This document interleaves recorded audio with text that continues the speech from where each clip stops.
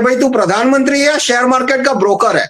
आज broker phone करके बोले कि शेयर खरीद लो, मैं समझ सकता हूं, ठीक है, लेकिन प्रधानमंत्री एक देश के शेयर मार्केट के ब्रोकर की तरह लोगों को बोले कि शेयर में पैसा लगाओ, शेयर में पैसा लगाओ। सरकार की ना नियत है ना फोकस है, उनको कोई लेना देना ही नहीं। ऐसा लग रहा है कि देश डूब रहा है, डूबने दो। में भारत की शेयर मार्केट में जो सबसे बड़ा होल है वो है भारत की रिजर्व बैंक।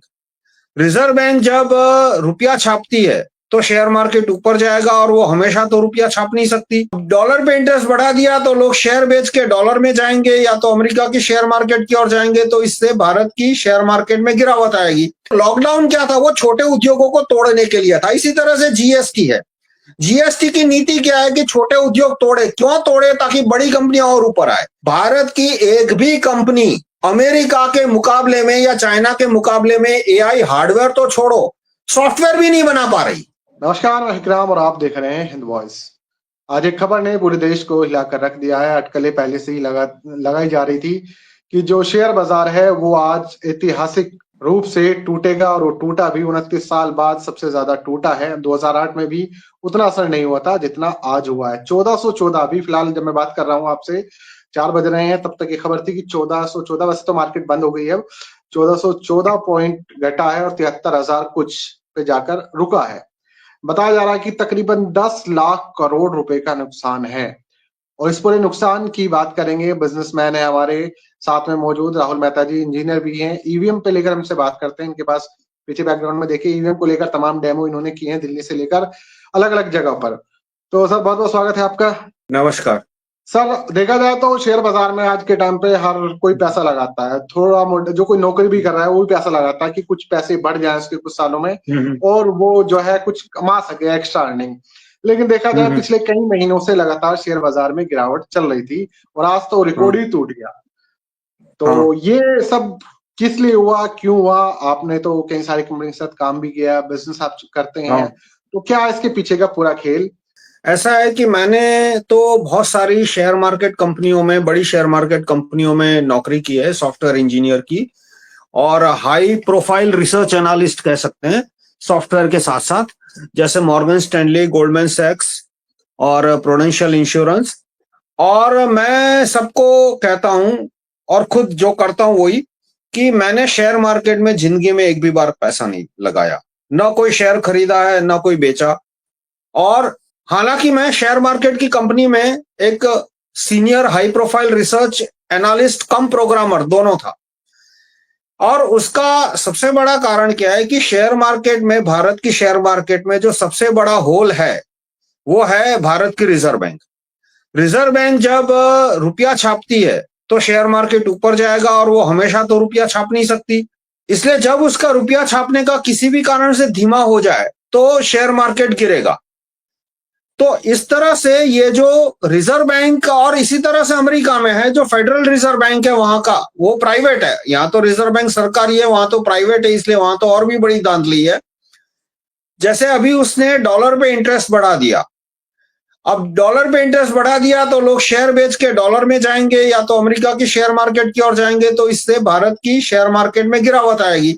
अब होता क्या है कि अंदर के जो लोग होते हैं उनको पता होता है कि भाई कब रिजर्व बैंक नोट छापेगी या इंटरेस्ट रेट कम करेगी, बढ़ाएगी, और कब ये जो फेडरल रिजर्व बैंक है अमेरिका की वो नोट बढ़ाएगी, कम रेट बढ़ाएगी या कम करेगी।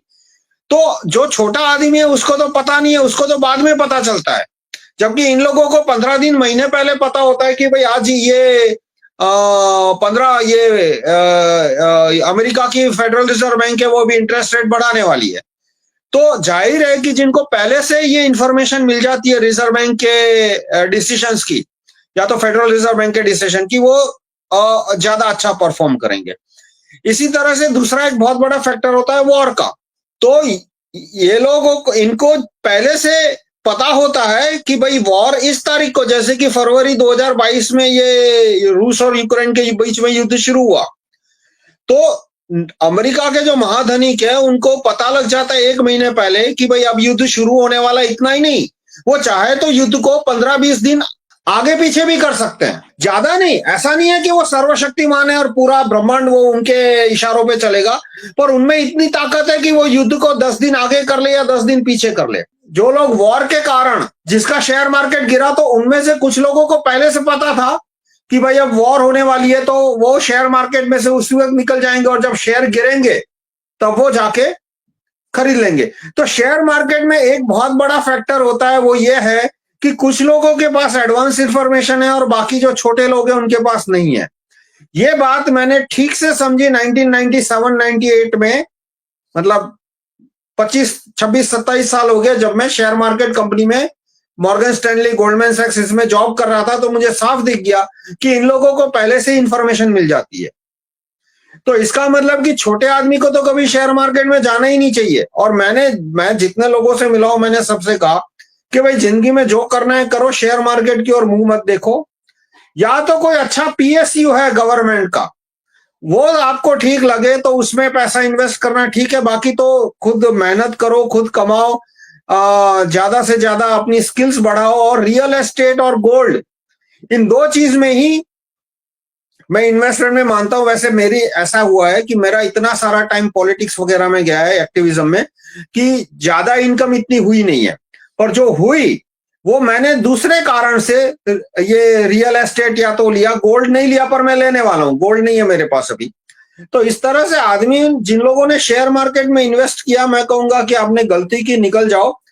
अभी जो शेयर मार्केट गिरा उसके तत्कालीन अर्जेंट इमीडिएट कारण क्या है कि एक तो जो डोनाल्ड ट्रंप ने बोला कि भाई वो टैक्स लगाएगा, तो उससे ये संभावना दिख रही है कि भाई भारत की कंपनियों का एक्सपोर्ट घटेगा, और एक्सपोर्ट घटेगा तो उनकी इनकम घटेगी, और इनकम घटेगी इसलिए अब वो उनके जो शेयर है वो बेचे जा रहे हैं। और दूसरा, ये जो झूठी आशा थी, मैं तो जब डोनाल्ड ट्रंप का ये चुनाव चल रहा था, चुनाव का प्रचार चल रहा था, तभी मैं कह रहा था कि भाई ट्रंप है वो रशिया और यूक्रेन के युद्ध को और उग्र कर देगा। लेकिन कुछ लोग मानते हैं कि नहीं, ट्रंप है वो रशिया और यूक्रेन का युद्ध समाप्त कर देगा। अब जब युद्ध समाप्त होता है तो शेयर मार्केट, कंपनियों की अर्निंग्स बढ़ती है, शेयर मार्केट ऊपर जाता है। तो वो अभी जो रशिया, ये अमेरिका और यूक्रेन के बीच जो डील हुआ, उससे साफ साफ दिख गया कि अब तो अमेरिका युद्ध को और उग्र बनाएगा, क्योंकि अब अमेरिका को रशिया, रूस की सेना को पीछे खदेड़ने में उसका फायदा है, क्योंकि अब जो उसके मिनरल्स है वो अमेरिका को मिलेंगे। तो जैसे ही लोगों को लगा कि भाई अब तो ये युद्ध और ज्यादा उग्र होने की संभावना है, फिर से शेयर मार्केट गिरने लगा। और दूसरा कि ये अमेरिका की जो सेंट्रल बैंक है, फेडरल रिजर्व बैंक, उसने इंटरेस्ट है ये बॉन्ड पे यील्ड बढ़ा दिया है। नहीं, एक तरह से यूं कहोगी डॉलर पे अब ज्यादा इंटरेस्ट मिलेगा, तो लोग भारत में जो उनका पैसा है वो निकाल के अमेरिका ले जा रहे हैं, खास करके फॉरेन इंस्टीट्यूट।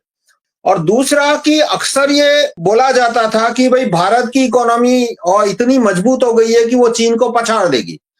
तो पिछले 2 साल से इसी प्रोपागेंडा में, सही या गलत मैं आगे बाद में कभी विस्तार से बात करनी पड़ेगी, लेकिन हुआ ये कि चीन ने जो ये डीप सीक और दूसरे एआई के सॉफ्टवेयर बनाए, उससे अब लोगों को लगा कि नहीं भाई, हम जितना सोच रहे थे कि चीन की इकोनॉमी गिरेगी, उतनी गिरने नहीं वाली।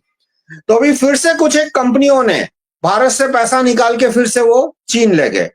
तो देखो, शेयर मार्केट में तो 50 कारण एक साथ चलते रहते हैं, पर मैं, जितने भी मेरे दोस्त हैं, मैं खुद शेयर मार्केट में कभी इन्वेस्ट नहीं करता, और जिनसे मेरी बात होती है उनको मैं बोलता हूं कि देखो, शेयर मार्केट में बड़े लोगों के पास एडवांस इंफॉर्मेशन है। इतना ही नहीं, वो युद्ध को थोड़ा आगे पीछे भी कर सकते हैं। जैसे कि डोनाल्ड ट्रंप तारीफ बढ़ाने वाला है, तो हमको तो जब उसने अनाउंस किया तब पता चला, लेकिन उसके अंदर के आदमी है, उनको 15 दिन पहले पता था कि भाई अब इलॉन मस्क है वो तारीफ बढ़ाने का अनाउंसमेंट करने वाला है।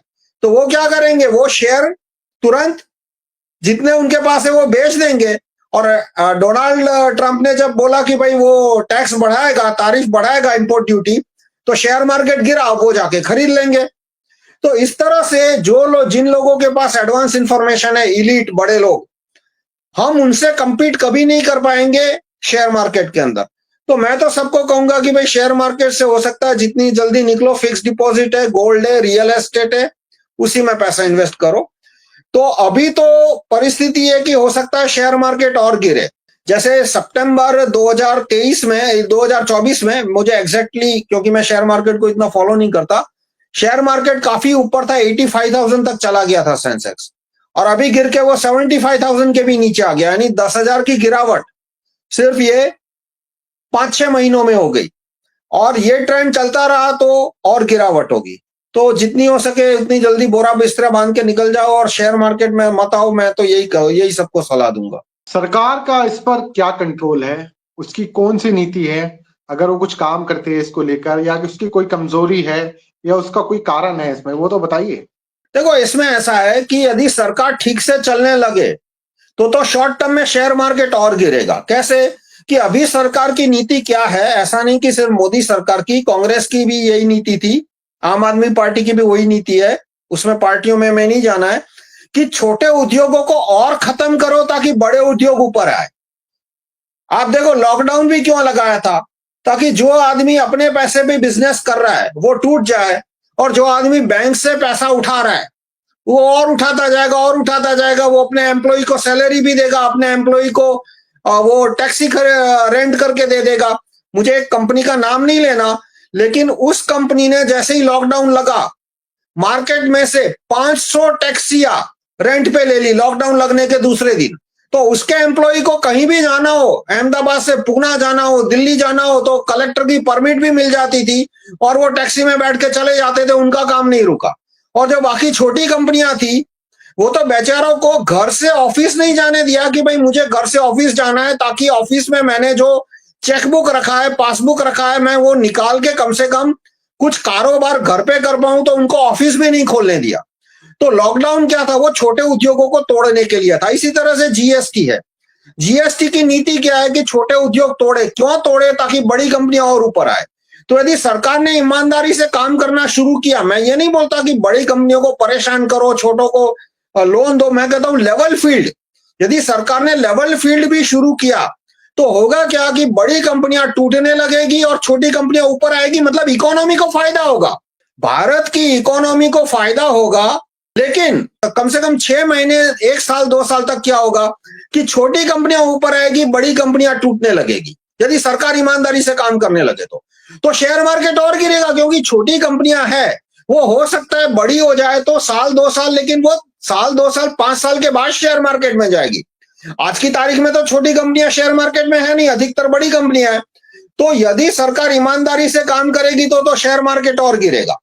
पर मैं ये लोगों को हमेशा बोलता हूं, जो मेरा रवैया रहा है कि हमें इकोनॉमी को देखना चाहिए कि भाई इकोनॉमी आज टूट रही है, काफी सालों से टूट रही है। नोटबंदी के बाद लगातार स्मॉल स्केल इंडस्ट्री है वो लगातार टूट रही है। नोटबंदी के बाद ये जीएसटी ने तोड़ा, फिर रेरा ने तोड़ा, फिर लॉकडाउन ने तोड़ा, फिर ये जबरदस्ती टीकाकरण जो हुआ, उसके भी वजह से जो छोटे लोग हैं और छोटे ये उद्योग है उनको बहुत नुकसान हुआ है। आप देखिए कि हर साल भारत में 75 लाख मौतें रजिस्टर होती है, और सेंसस का आंकड़ा है कि 85 लाख लोगों का देहांत होता है। मतलब 10 लाख, करीब 8-10 लाख मौतें रजिस्टर नहीं होती। अब आप 2021 जिस साल में टीकाकरण हुआ था, जबरदस्ती टीकाकरण का साल, उस समय रजिस्टर्ड डेथ कितने थे? 78 लाख के बजाय 1,32,00,000। मतलब रजिस्टर्ड डेथ की संख्या करीब करीब दुगनी हो गई। यानी जो अनरजिस्टर्ड डेथ का परसेंटेज था, जो कि नॉर्मली 12-15% होता है, वो मेरे ख्याल से बढ़ के शायद 40% या 60-70% तक पहुंच गया होगा। और इसमें जो बड़े पैमाने पे मौतें हुई और लोगों को कमजोरी आ गई है। आप देखो, हार्ट अटैक बढ़ गए हैं, डायबिटीज बढ़ गया है, लीवर की बीमारियां बढ़ गई है, तो लोगों का पैसा अभी सारा दवाइयों में चला जाता है, ये हॉस्पिटल ट्रीटमेंट में खड़ा चला जाता है। तो उसकी वजह से इकोनॉमी, लोगों की इकोनॉमी टूट रही है। फिर गवर्नमेंट की इकोनॉमी में क्या होता है कि वो तो जब हॉस्पिटल का इनकम मान लो करोड़ से 2 करोड़ हो गया या 10 करोड़ हो गया, तो गवर्नमेंट के स्टैटिस्टिक्स में तो लिखेगा कि इकोनॉमी ग्रो कर रही है। पर आप ये पूरी इकोनॉमी में से मेडिसिन सेक्टर निकाल दो, या तो मेडिसिन सेक्टर उतना ही रखो जितना 2019 में था, तो आप देखोगे कि इकोनॉमी भारत की गिर रही है। मतलब मेडिसिन का सेल यदि डबल हो गया तो वो कोई सोसाइटी के लिए खुश होने की बात नहीं है। भले इकोनॉमी पे लगता हो कि हाँ चलो देखो कितना जीडीपी बढ़ गया, तो इस तरह से देखो तो इकोनॉमी तो काफी सालों से, जो छोटे आदमियों की इकोनॉमी है, स्मॉल स्केल मीडियम स्केल, वो तो काफी सालों से टूट रही है। और अभी तो और टूटेगी। जो ट्रेंड लाइन है, जिस तरह से ये जीएसटी के कानून लाए जा रहे हैं, उसमें जो बदलाव किया जा रहा है और जो नए नए कानून आ रहे हैं, तो इसकी वजह से भारत सरकार की नीतियां वो तो दिन ब दिन हमारी इकोनॉमी खराब कर रही है। और इस तरह से खराब चलती रही तो एंड में बड़ी कंपनियों को भी प्रॉब्लम होनी शुरू हो जाएगी, जो ऑलरेडी हो रही है। कि देखो आप, भारत की एक भी कंपनी अमेरिका के मुकाबले में या चाइना के मुकाबले में एआई हार्डवेयर तो छोड़ो, सॉफ्टवेयर भी नहीं बना पा रही। चाइना ने भी एआई में कोई अच्छा हार्डवेयर नहीं बनाया उन्होंने। अभी भी वो जो जो प्रोसेसर है उसका हार्डवेयर, वो भी उनको अमेरिका से ही मंगाना पड़ा। काफी कोशिश कर रहे हैं लेकिन वो कामयाब नहीं हुए हार्डवेयर बनाने में। पर कम से कम चाइना ने सॉफ्टवेयर तो बना लिया डीप सीक एआई का। भारत की कंपनियां तो वो भी नहीं बना पा रही, क्योंकि भारत सरकार की नीतियों की वजह से लोगों की प्रोडक्टिविटी दिन ब दिन गिर रही है। कि एक आम आदमी को आसानी से दिल लगा के, मन लगा के काम करना चाहिए, उसको हर तरह से परेशानी, कभी जीएसटी का नोटिस। अभी भी 7 साल सर्विस टैक्स को गए, 7 साल हो गए, तो भी लोगों के सर्विस टैक्स के नोटिस आ रहे हैं लोगों को। मतलब वो केस अभी भी कंटिन्यूड है। उनको जो नोटिस मिले थे सर्विस टैक्स के, यूं समझो 2017 में सर्विस टैक्स बंद हुआ, उसकी जगह जीएसटी आया। तो जिन लोगों को 2022 में, 2023 में सर्विस टैक्स के नोटिस मिले थे, 2022 के 21 के आसपास, वो अभी भी उनके केस ट्रिब्यूनल वगैरह में चल रहे हैं। तो जिस तरह से लोगों की परेशानियां बढ़ रही है, तो नियर फ्यूचर में इकोनॉमी इंप्रूव नहीं होने वाली। और सरकार की ना नियत है ना फोकस है, उनको कोई लेना देना ही नहीं। ऐसा लग रहा है कि देश डूब रहा है, डूबने दो, वो अपनी अपनी क्या बोलते हैं उसमें अपने राग अलापने में मस्त है। तो इस तरह से नियर फ्यूचर में शेयर मार्केट तो छोड़ो, पूरी इकोनॉमी की प्रॉब्लम्स बढ़ जाएगी। बहुत शुक्रिया सर, आपने बहुत कम वक्त में बहुत सारी चीजें बता दी कि हमारे देश की में प्रॉब्लम्स क्या है और प्रॉब्लम्स कौन क्रिएट कर रहा है। सरकार शायद चाहती ही नहीं है कि हमारे देश के लोग ऊपर जाएं, आगे बढ़ें। और आपने कहा कि जैसे प्रोडक्टिविटी की कमी है वो खत्म होती जा रही है, टैक्सेस इतने ज्यादा है, तो उन पर गौर करने की जरूरत है। और आज जो कुछ हुआ, जो बड़े बिजनेसमैन थे, चलिए उनका ज्यादा पैसा लगा हुआ था, लेकिन जो छोटे लोग लगे थे उनको भी नुकसान बहुत उठाना पड़ा। रोज के जो लोग कमाने खाने वाले हैं उनको भी इस तरह का लालच चुनाव के दौरान दिया गया था कि आप शेयर बाजार में पैसा लगाइए, आपका पैसा डबल हो जाएगा। और जब एक उच्च पद पर बैठे हुए बहुत बड़ा फ्रॉड था। देखो वो तो बहुत बड़ा फ्रॉड था, क्योंकि जो इन्होंने ओपिनियन पोल लिया, इसलिए साफ साफ आज ओपिनियन पोल है वो कभी इनएक्यूरेट हो ही नहीं सकता। एग्जिट पोल होता है वो हमेशा एक्यूरेट होता है। उनको दिख गया था कि इतनी सीटें आएगी, इतने वोट आएंगे, लेकिन जानबूझ के सबने झूठ बोला कि इतने वोट नहीं, इससे ज्यादा वोट आएंगे, इतनी सीटें नहीं, इससे ज्यादा वोट आएगी। और बहुत शर्म की बात है कि चुनाव के रिजल्ट आने के 2 दिन पहले, 3 दिन पहले प्रधानमंत्री है, अरे भाई तू प्रधानमंत्री है, शेयर मार्केट का ब्रोकर है। आज ब्रोकर फोन करके बोले कि शेयर खरीद लो, मैं समझ सकता हूं, ठीक है, लेकिन प्रधानमंत्री एक देश के शेयर मार्केट के ब्रोकर की तरह लोगों को बोले कि शेयर में पैसा लगाओ, शेयर में पैसा लगाओ।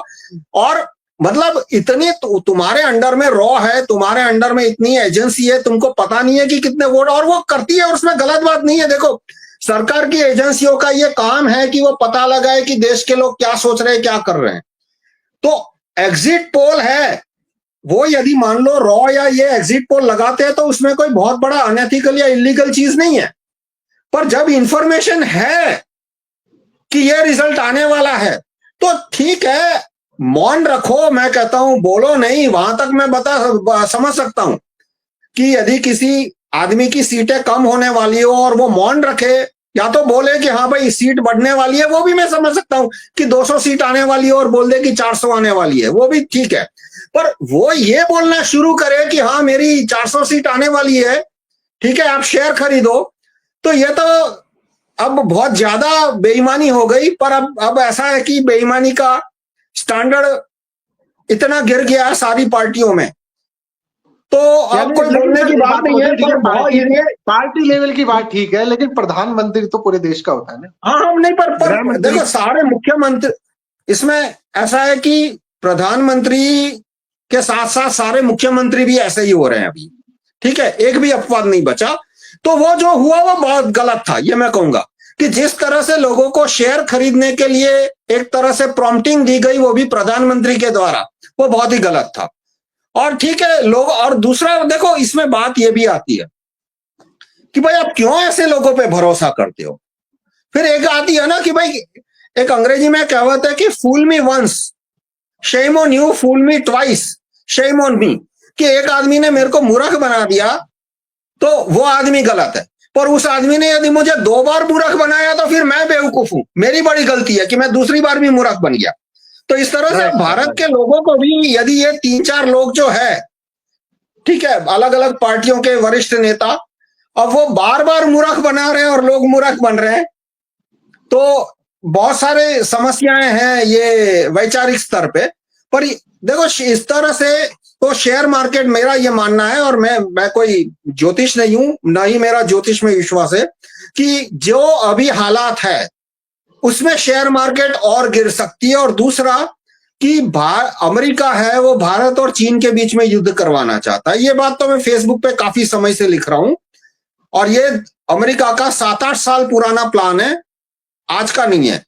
जिस तरह से अमेरिका ने रूस और यूक्रेन के बीच में युद्ध कराया ताकि दोनों देशों को कमजोर करके दोनों देशों की संपत्ति हड़प सके और दोनों देशों के लोगों को गुलाम बना सके, इसके लिए अमेरिका भारत और चीन के बीच में भी युद्ध करवाना चाहता है, और उसमें वो काफी आगे निकल चुका है। तो भारत और चीन का युद्ध यदि शुरू हो जाता है तो शेयर मार्केट पूरा का पूरा, ये 75,000 है, मैं तो कहूंगा 7,000 भी नहीं बचेगा। तो अभी लोगों को क्या करना चाहिए कि पहले तो जितने फिजूल खर्ची है वो बंद कर दो, सारी फिजूल खर्ची। मैं तो कहता हूं थिएटर में जाना ही नहीं चाहिए, क्या 250, 300, 400 रुपए की टिकट है, मैंने तो 2 साल से थिएटर में जाना ही बंद कर दिया, ठीक है। और वहां पे फिर ये 20 रुपए का थम्स अप 200 रुपए का, और ये 40 रुपए की चिप्स 250 रुपए की, तो ये सारी फिजूल खर्ची जितनी बंद ही कर दो।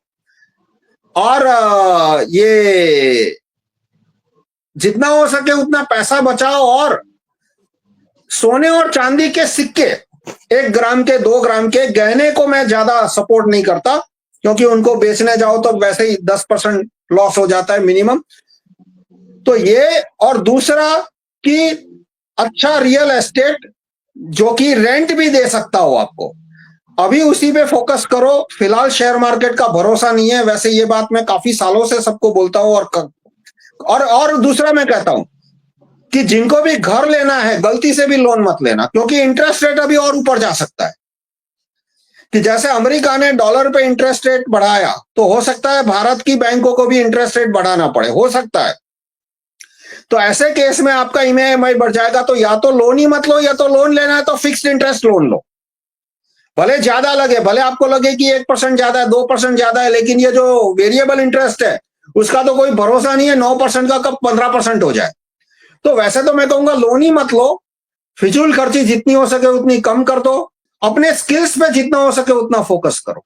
बहुत शुक्रिया। तो ये थे गुजरात के व्यापारी राहुल मेहता जी। ईवीएम पर अक्सर आपने बातचीत करते हुए देखा होगा, तो पूरी पोल खोल के रख दी है कि क्या है इन सब के पीछे, क्यों लोगों का नुकसान हुआ, क्यों आज जो है शेयर बाजार इतना ज्यादा धड़ाम से नीचे गिर गया, और आगे क्या होने वाला है। लगातार बातचीत करते रहेंगे इनसे अलग अलग मुद्दों पर।